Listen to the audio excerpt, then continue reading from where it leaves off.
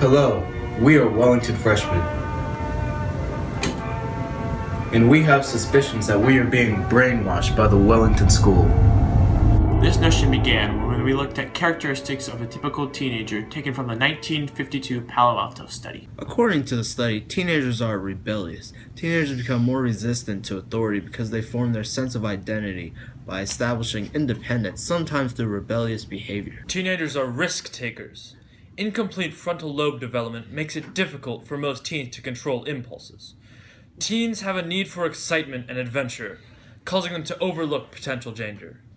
Teenagers are maturing, physically and hormonally. Teen boys begin producing more testosterone, which brings about a change in facial hair and attraction to the opposite sex. We invite you to observe a typical day at the Wellington School.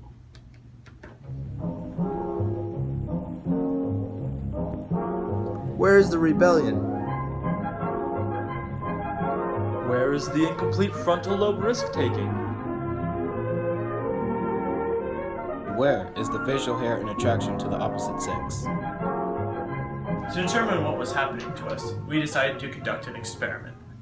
We employed the methods of Ivan Pavlov, Nobel Prize winning scientist known for his work in classical conditioning.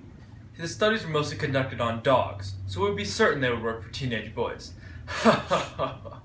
It should be noted, most teachers study Ivan Pavlov and his methods extensively. We conditioned our subject to feel anxiety every time he saw a sticker on his locker. Here was the objective of our experiment. The first day of the experiment, we merely put a simple sticker on our subject's locker. The next 4 days, we put a sticker on his locker and then ambushed him with the kazoo after lunch. On the 6th day, we put a sticker on his locker, but we didn't ambush him, hoping that he would anxiously await the conditioning. The final day, we both put the sticker on his locker and then reinforced the conditioning with the kazoo after lunch. Our keen scientific eyes told us that he was getting more agitated during lunch because he was anticipating the conditioning of the kazoo. Our conclusion is that we effectively brainwashed our subject to be distressed by a sticker. Unlike Pavlov, we could interview our subject about this experience. How long did it take you to figure out that that it was us putting the stickers on your locker? At least make a connection to the experiment. I didn't make any connection between the stickers and the kazoo.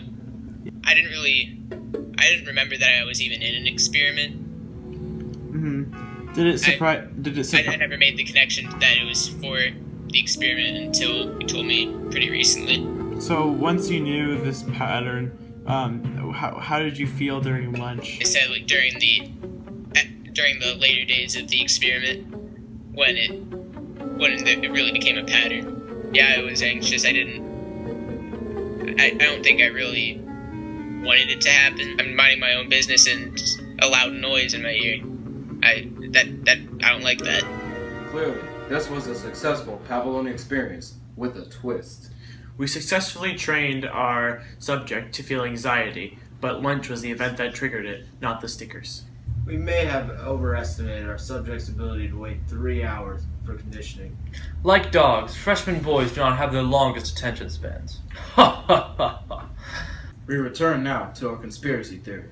Freshmen are being brainwashed to respond in unnatural ways to figures of authority at the Wellington School. Here's how. Watch the teacher create a desire to please him again because of his warm and friendly response.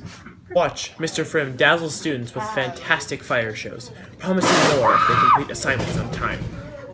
Actions like these brainwash teenagers to believe that pleasing teachers is a good thing. There is a matter of grades. A low grade suggests the teacher is unhappy with your work, while a high grade suggests the opposite. We posit that grades are a weapon of mass destruction because of their ability to condition students. Brainwashing teenagers to please authority creates a legion of zombies, which can also be conditioned to hurt the environment. Hurt others. Hurt themselves. Or to do anything that the authority figure wants them to do. We have reached our presentation's time limit. Because we have been conditioned by our parents and teachers to get good grades, we are forced to conclude.